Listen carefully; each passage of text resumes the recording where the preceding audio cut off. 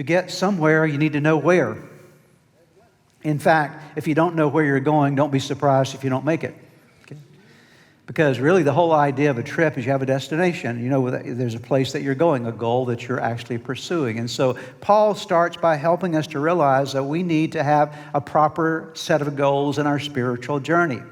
Oftentimes we think of being followers of Jesus, but being a follower of Jesus means that there's movement in our journey. You can't follow without movement. And sadly, there are a lot of Christian believers that aren't moving at all, and they're not moving because they don't have any sense of destination, any goals for their lives. Let me take you back to what Paul describes as his goal, and you'll find his words understanding this a few verses before the verses we just read. Let's go back to chapter 3, verse 10.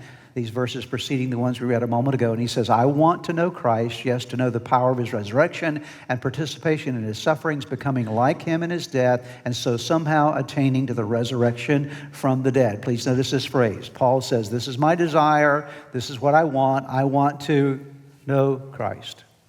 This is what I want out of my life. I want to know Christ, the power of his resurrection. I want to be able to participate in his suffering, becoming like him in his death, and then receiving or experiencing the resurrection from the dead.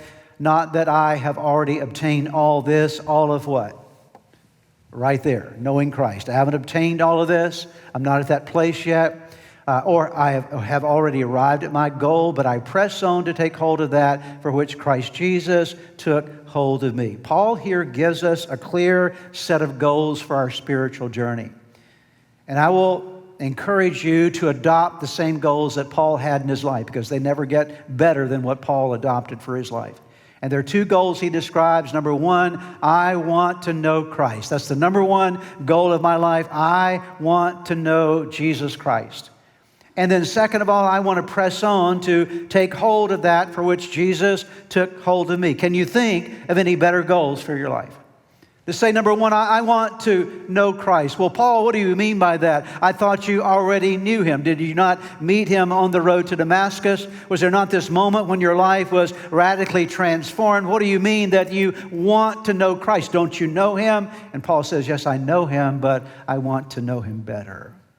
I want to know him more. I want to know and experience him far more deeply than I've ever experienced him in my life. Because just to know someone does not mean that you can't get to know them better.